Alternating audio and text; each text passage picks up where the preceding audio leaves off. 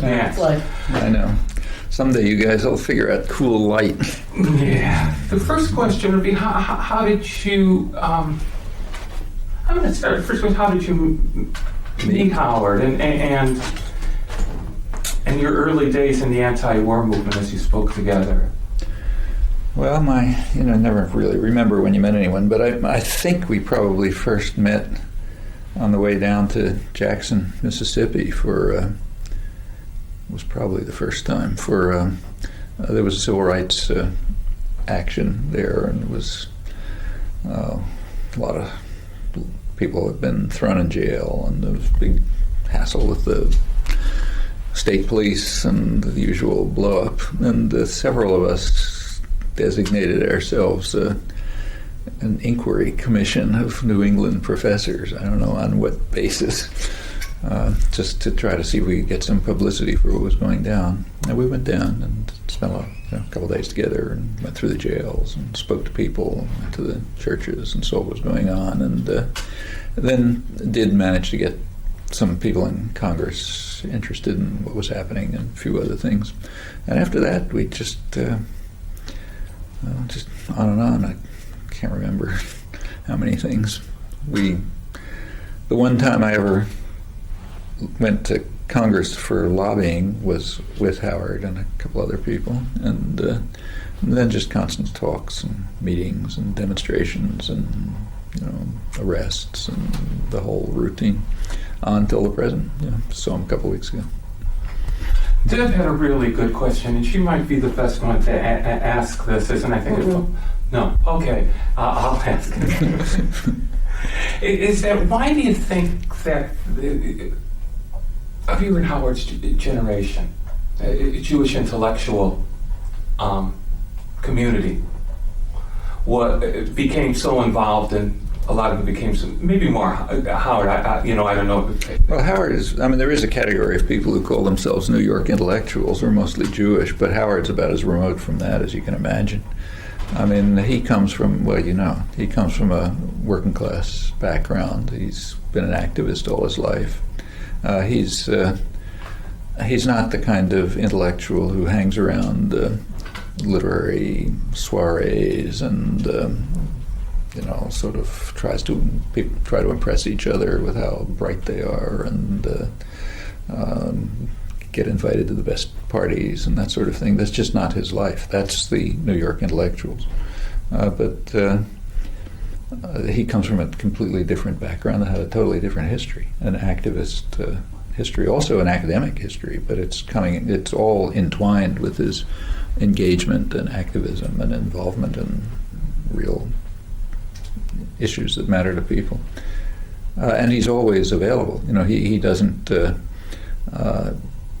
find the fancy lectureships and the five-star hotels and that kind of thing. He goes to where people need him.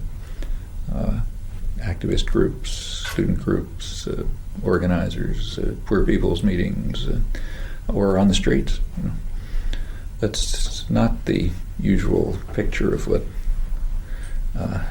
an elite intellectual is. I wasn't thinking so much actually of the elite. I was thinking more of the communist, the radical at fringe. But yeah, well, he came like that's his right.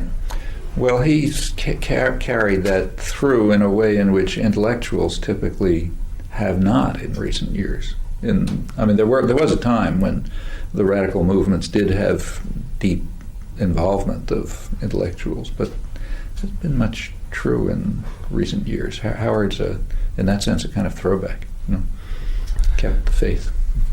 And this has nothing to do with being involved in a party or anything else. It's just being involved and engaged in people's lives and problems and struggles, which is pretty rare. There are people like that, Eugene Debs and a couple others, but it's rare. His view of history is like, as you know, like the total bottom of what interests me, both the parallel of both of you, yourself and Howard. So you talk about a lot about how the media spins things and what we hear on the news, and he talks about that in the context of history. Could you just talk a little bit about how history is power? relation to? Well, history is owned by the wealthy and the privileged. They craft a version of history that serves the interests of the powerful. Actually, I write more about that than I do about the media, but it's, the media is one aspect of it. It's just the daily aspect. But for example, Howard's book was so important because it was, for one of the rare occasions on which a view of history was given that broke sharply from the conventions of subordination to power, looked at what history meant to the mass of the population. It's sometimes done, but he did it brilliantly and in an unusual way, and tries to make history something that people can understand and use for their own purposes, not be subordinated and subjected to for someone else's purposes. Why do you think he connects so much with people, especially young people? I followed him around, and I'm awed. Well, he connects with everyone. We've been on every imaginable, spoken to every imaginable audience I can think of, from academic seminars to rallies in the midst of a huge hubbub, to small groups of students, to mass audience on the Boston Common. But wherever he is, he somehow manages, like no one I've ever seen, to get exactly the right tone that will, both at the level of the content, the style, and so on, that will bring people out, make them want to listen and think and pursue it and interact and so on. I've never seen anyone able to do that. I certainly can. We've talked all over the place, but he's got a unique talent. And he said that you guys complemented each other. Yeah, we do. Very We well. found that we're a pretty good pair because we're pretty different in style. Could you explain that a little? Well, if you hear it sometime, it'll be obvious. We're very much in sync in the way we see the world and understand things and so on, but we kind of approach it from other opposite ends, like I'm talking footnotes and factual analysis and so on, and he's doing the same thing, but with a very human touch that makes it all very real and meaningful to people. And somehow we do succeed in complementing each other very well. We felt that we were successful when we gave talks in which I couldn't have done it. You both come out of that, not come out of, but you're there in the 1950s when it's sort of I was just reading, I just bought the book and I read Howard's chapter and I read your chapter about the Cold War and McCarthyism in academia. And what Howard said at the end of that I thought was really fascinating about how there's become almost a permanent adversarial role by people that wasn't there before. How there was a small group in the 50s, and now that's a huge part. How did that come about, and what do you think Howard's contributions to that were? Well, he had, first of all, he had a huge contribution in the South when he was one of the very few. The Southern intellectuals were very supportive of our version of apartheid. They didn't object to it. Either they kept quiet, either they openly supported it or they kept quiet. The number of people, I just read an academic article comparing the attitude of South African intellectuals to apartheid and Southern intellectuals to our version, Southern racism, and it's remarkably similar. The amount of this is a scholarly article, so it gives a lot of details, but the amount of deviation was very slight.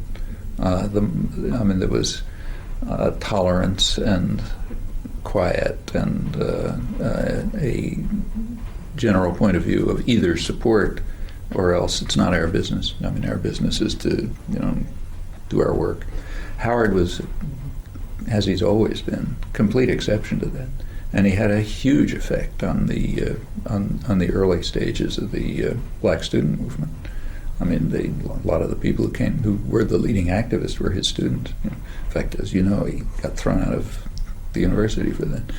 And that was very rare. And then he went on to have the same kind of effect on the other movements of the 60s as they developed. Virtually all of them. Wherever something was happening, Howard was up in front, speaking, acting, participating, part of it, bringing his own special knowledge and understanding, which is rich and important, but also his direct personal involvement, which is tremendously important. I again can't think of anyone in any of these areas who had anything like that influence. What awes me is that, he was so willing to take risks. And his book alone just changed the thinking of a whole generation of people. I can't think of another book that has had that much of an impact. It just gave a totally different perspective on how to look at the world, how to look at ourselves, where we came from, what we grew out of, what our responsibilities are. And it did it in a way which people could really read and understand. It's the kind of book we gave to our children, for instance, which there are, and then you read it again as an adult and you're learning from it. There aren't many things like that. Wait, it met a lot of opposition, though, didn't it? The book? Yeah. It stepped on some, toes. Oh, sure. I'm sure he's not the most popular person in the profession. But I don't think he cares. He's just living in a different world. Could you, maybe I should ask someone from Boston and pass on it if you would, but I think of the film that was about you and Silver. That wasn't a friendly relationship. I think Howard and I were probably very high on his enemies list, if not on the top. Howard had a lot of problems. Howard had real trouble with him because he was Silver was in a position where he could influence what happened around Howard's life. He can tell you the details, but he's a very vicious person, and he practically he virtually told the department that he would destroy it unless they got rid of him. He's a very vicious, vindictive person. And in my case, it's just a joke. Don't care what he does. The one thing I like about Howard is how things end up on a positive note. When we were editing a trailer, what I couldn't believe, and I went back to look at the interviews of how everything is so organized. Unlike me, but how each answer would have a beginning, middle, and end. He's thought hard about things. He doesn't accept easy answers. He's got a lifetime of engagement, which he brings to all of these things. It's been true of everything. Like you asked about his influence. He was the first person to write seriously about, make the obvious proposal that was considered outlandish at the time, namely that we should withdraw from Vietnam. In a way that's shouldn't be more outlandish than somebody saying the Russians ought to withdraw from Afghanistan, but nobody was doing it. And when his book came out, I think 1966 or so, there wasn't it was so inconsistent with the drift of thinking and understanding that most people couldn't even read it. They couldn't read the words. But it had its impact, through young people, through activists, and it finally was one of the major contributions to building up a popular movement, which unfortunately didn't quite have that effect, but at least constrained and limited the destruction of the country that we were attacking.